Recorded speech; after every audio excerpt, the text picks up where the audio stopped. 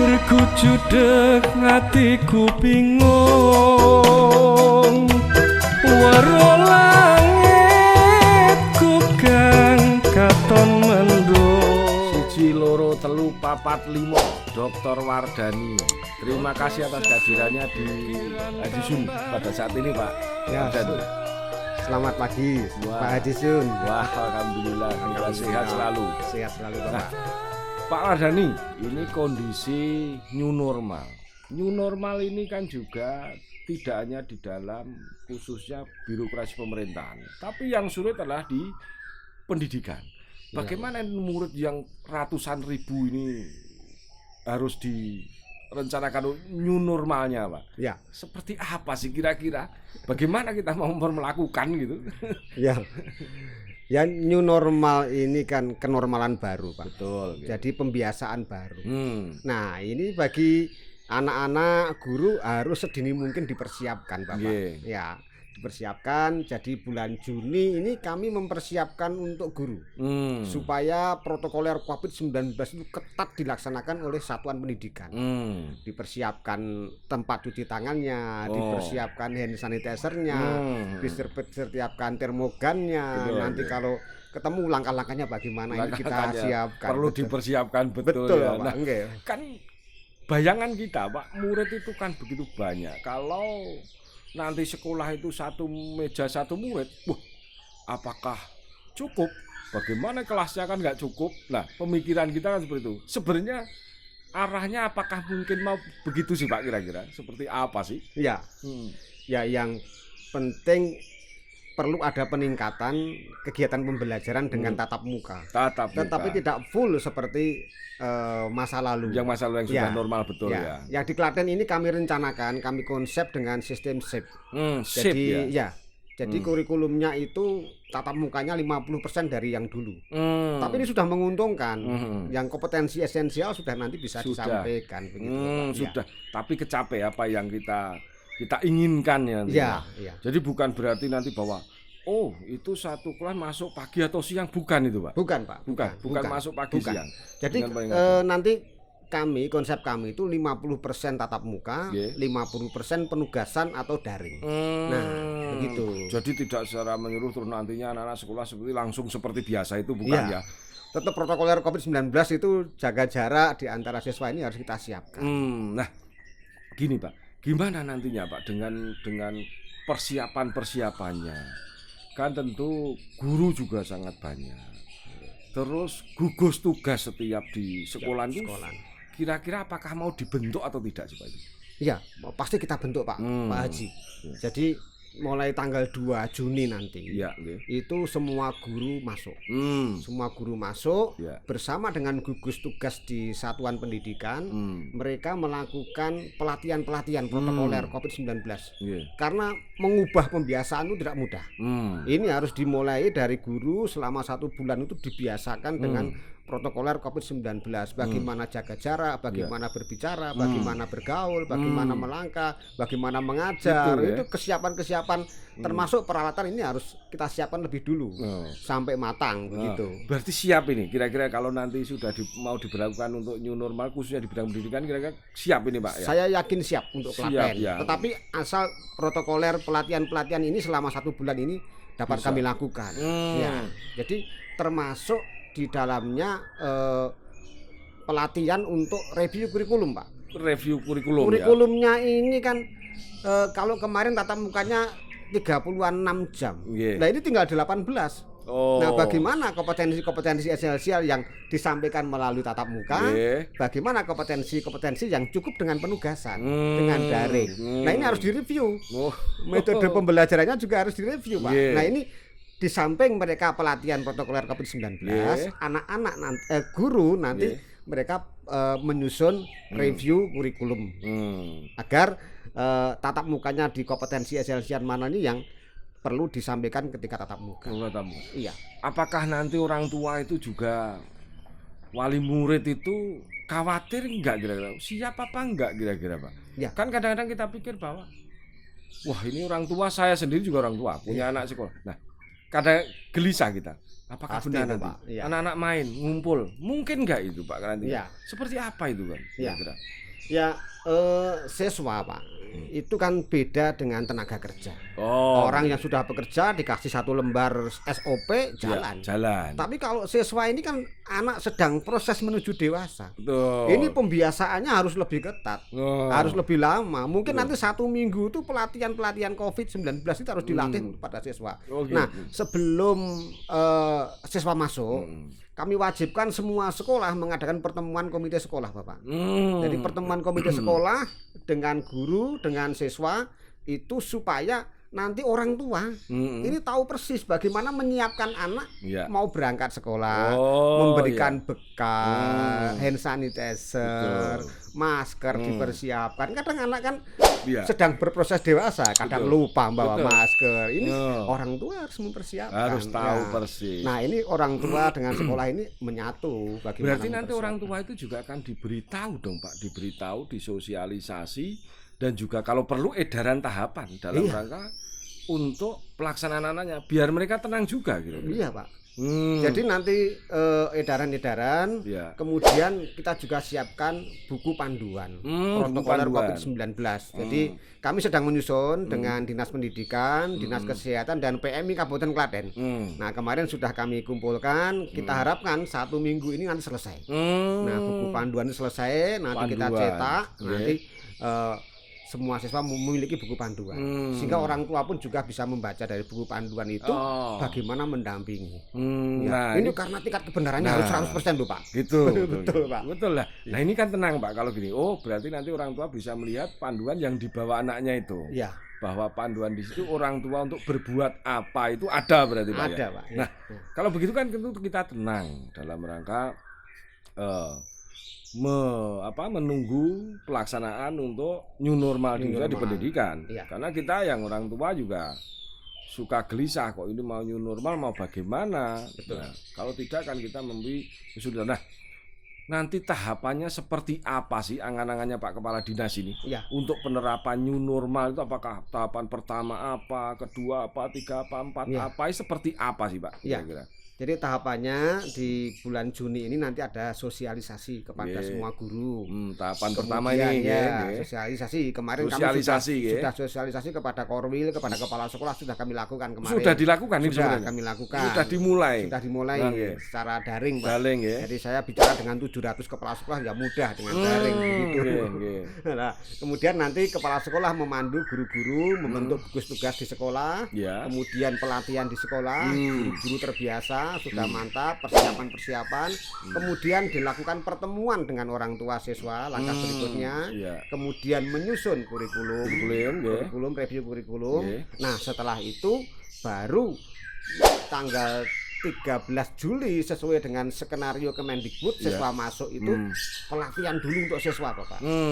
Jadi kita tidak perlu materi tergesa-gesa. Gitu. 1 minggu itu biarlah dipakai untuk pelatihan karena ini pembiasaan minggu pertama minggu pertama dipakai untuk pelatihan ya. Jadi pelatihan supaya tingkat kebenarannya 100% karena ini kan berhadapan dengan risiko. Betul. Kalau hendak kena tembak itu ibaratnya masih perang kan ini. Jangan sampai kena tembak yang tinggi. Apakah nanti juga disiapkan apa Pak istilahnya untuk mengukur suhu Pak? Ukur suhu juga tetap dilakukan protokolernya gitu. Jadi siswa masuknya jam 8 untuk SD, untuk SMP jam 7.30. Nah, nanti guru jam 7 sudah harus siap, mempersiapkan peralatannya, ngecek ruang kelasnya. Kemudian di depan siswa disambut dengan termogan, tempat cuci tangan, hand sanitizer sebelum masuk. Dipastikan siswa yang masuk ke kelas ini benar-benar anak yang sehat. Kalau tidak ya dipulangkan dulu, yang batuk pilek dipulangkan dulu begitu Pak. Apakah itu nantinya juga Pak? Mulai dicek itu langsung sudah posisi masuk kelas atau masih di depan sekolah Pak? Di pintu gerbang Pak. Pintu gerbang sekolah. Jadi seperti dulu biasa kan guru-guru dulu kenormalan yang dulu kan mesti menyambut dengan salam tangan gitu. 5-10 guru menyambut di depan. Nah ini nanti penyambutannya dengan cek suhu. Ya, termogan tadi di depan gerbang. Di depan pintu gerbang sekolah. Mungkin nggak nanti di depan gerbang itu bisa ngumpul Pak anak-anak itu Pak? Kan bisa berkumpul itu karena baris atau bagaimana? Tidak ya? Ya, nanti begini Pak. Jadi artinya tidak mutlak di depan pintu gerbang. Ya. Nanti ditata, dimasuk di pintu masuk, dicek semuanya. Kemudian di lapangan itu ada garis-garis yang tempat berdirinya anak-anak ya. Baris sebelum masuk ke kelasnya dia dengan jarak 1,5 meter paling tidak. Nanti sudah ada gambarnya ya. Ada gambarnya. Ada nanti, pola yang memang anak-anak nantinya bisa. Betul Pak. Karena kalau enggak kan anak-anak kita juga dulu merasa anak. Kalau pengen ya ayo. Pengennya makanya, kan cepat. Iya. Pengen gojekan. Kan meskipun di kelas ditata jaraknya sudah bagus, nanti kalau masuknya sama keluarnya berkerumun ya enggak ada artinya. Nah ini yang justru harus utama kita antisipasi. Ada enggak nanti Pak penjemuran itu?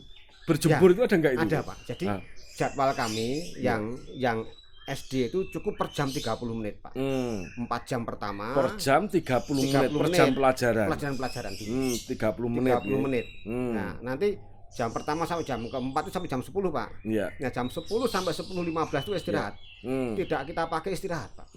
Tetapi mereka nanti berjemur 15 menit. Iya. Habis itu masuk lagi tambah 2 jam pelajaran. Terus pulang. Iya. Lalu gimana Pak kalau itu tadi jam 9 sampai jam 10 sampai 10.15. Ya. Nah, anak-anak kan enggak istirahat, langsung berjemur. Nah, mereka kalau pengen minum, pengen makan, haus Pak, gimana itu? Ya. Jadi ketika pertemuan dengan orang tua siswa, itu orang tua siswa kita wajibkan untuk mempersiapkan bekal. Ya minum, ya mungkin snack, mungkin perlu tadi paginya kok belum mau makan pagi, ya dibawakan nasi makanan. Nah nanti kantin gimana? Kan kasihan kalau kantin juga nanti yang jualan itu nggak laku Pak. Gimana itu kira-kira kantin? Ya. Kan ada kantin sekolah. Ya. Nah gimana kantin nantinya? Selama ini tetap difungsikan seperti biasa. Jadi kantin itu sebagai suplemen tambahan kalau anak-anak butuh tambahan-tambahan makanan yang lain. Nanti kalau anak-anak kesana ngumpul gimana Pak? Oh enggak, caranya enggak begitu Pak. Gimana caranya? Jadi nanti kantin itu menjemput bola dengan order. Jadi anak-anak mengorder jam pagi nanti ditulis dari kelas kelas itu nanti ngorder, kemudian nanti kantin yang mengirim ke ruang kelas. Ke ruang kelas. Supaya anak tidak berkerumun. Nanti kalau kantinnya kecil, ada ratusan anak berkerumun di situ, Pak, ini bahaya sekali. Bahaya juga, melanggar. Jadi, sistemnya order, Pak. Menanggar protokol kesehatan. Berarti anak-anak ini boleh nih minum di dalam ruang kelas boleh ya? Boleh, Pak. Tidak seperti dulu. Tidak seperti dulu. Dalam kondisi ini memang malah diperbolehkan. Karena kita belum punya kantin yang lebar. Iya. Seperti sekolah-sekolah internasional mau sudah ada kantin yang lebar yang memenuhi, kita kan belum. Mungkin bisa untuk jaga jarak bisa nggih. Iya. Oke. Nah ini luar biasa Pak, dalam arti bahwa anak-anak kemungkinan di sekolah itu bisa meyakinkan orang tua bahwa aman anak-anaknya nantinya Pak. Iya. Ya, kita harus bisa meyakinkan Pak. Harus. Nanti kalau ada temuan yang belum siap, ya kita harus cut. Supaya kok pelatihan gurunya belum maksimum. Ya pelatihan guru dulu. Pertemuan orang tua belum dilakukan dulu. Supaya hatinya orang tua juga nyaman di rumah. Karena sudah beritahu caranya. Kemudian di sekolah anak juga dijamin protokolernya itu terlaksana dengan baik. Berarti minggu pertama apakah Pak Kepala Dinas juga nyusun tim untuk ngecek pelaksanaan minggu pertama itu Pak? Oh iya Pak. Kami sudah punya gugus tugas di Dinas Pendidikan Pak. Sejak Maret sudah kami bentuk. Jadi kemarin kami sudah ngecek kesiapan daring, kesiapan penyiapan terhadap hand sanitizer, terhadap tempat cuci tangan kami sudah cek. Nah saat ini tingkat kesiapan di satuan pendidikan di Kabupaten Klaten ini yang terhadap COVID-19 itu sudah mencapai 94%. 94%. Luar biasa. Berarti nanti itu ada pelaksanaan bulan Juli, 13 Juli.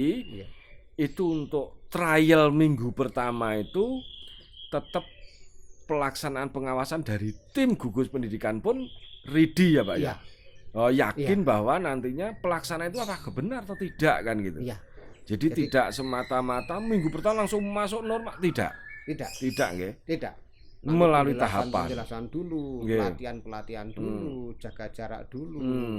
Ya termasuk ini Pak, mika pelindung wajah ini juga kita wajibkan, Pak. Karena kita itu untuk kesehatan bukan, karena anak ini sedang proses dewasa. Iya. Mungkin sesekali dia nanti gojekan, kejar-kejaran, tabrakan, andekan dia bersuara keras, dropletnya itu ditahan oleh mika yang pelindung wajah ini. Nah, ini biar dikerjakan dengan prakarya oleh anak-anak saja, Pak, itu, Pak. Iya, bisa, Pak, itu. Luar biasa. Jadi Ibu Bapak sekalian, ini beliau Pak Kepala Dinas, Pak Dr. Wardani menyampaikan tahapan-tahapan yang ada terkait dalam rangka pelaksanaan new normal. Yakin bahwa beberapa tadi disampaikan kegiatan siswa itu juga berbeda. Tahapannya pun berbeda. Guru pun yakin sudah siap ini guru, Pak, ya? Enggak masalah. Sudah siap untuk pelaksanaan nantinya ya. Nah, ini guru pun juga siap. Insya Allah nantinya Bapak Ibu guru, wali murid semua bisa tenang nih Pak Kepala Dinas. Tidak grogi. Jadi Pak Kepala Dinas harus meyakinkan, karena mereka menitipkan anak kepada Pak Kepala Dinas di semua nih. Nah, yakinkan pada mereka, Pak. Biar orang tua tenang gitu nanti dalam rangka pelaksanaan itu. Kepada Bapak Ibu guru terutama, mari kita siapkan. Satuan pendidikan kita ini benar-benar siap menyambut anak dengan protokoler COVID-19. Kita latih bulan Juni ini dari kita dulu. Guru, kepala sekolah, karyawan, kantin, termasuk cleaning service. Ini juga harus ketat dalam protokoler COVID-19. Nah, nanti kalau sudah terjadi pembiasaan dalam 1 bulan ini, siswa masuk, kita ciptakan pembiasaan untuk anak-anak. Termasuk untuk parkiran sepeda mereka, Pak, itu, Pak? Iya, Pak. Dari A sampai Z, tukang kebun, kantin, penjaga sepeda, semua harus taat dengan protokoler COVID-19. Apakah itu nanti juga selalu disemprot, Pak? Iya, Pak. Jadi kita tiap selesai pembelajaran kita semprot. Semprot ya? Iya, kita wajibkan, Pak. Jadi lewat dana BOS, itu kan ada payung hukumnya dari Permendikbud nomor 19.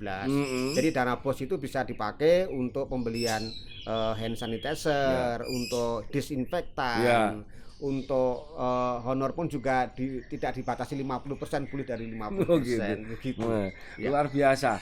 Obrolan bersama Pak Kepala Dinas Pendidikan Kabupaten Klaten, Pak Dr. Wardani. Jadi yakin Bapak Ibu sekalian tadi dilakukan penjelasan, nanti Bapak sekalian bisa melihat perkembangan di Kabupaten Klaten dalam rangka pelaksanaan new normal di pendidikan nasional, khususnya di Kabupaten Klaten yang akan segera disosialisasikan mulai tanggal 2 Juni ya, Pak, ya. 2 Juni yang nantinya akan pelaksanaan pada 13 Juli 2020. Semoga anak-anak kita sehat selalu. Terima kasih, salam dan sampai berjumpa kembali. Terima kasih, Pak.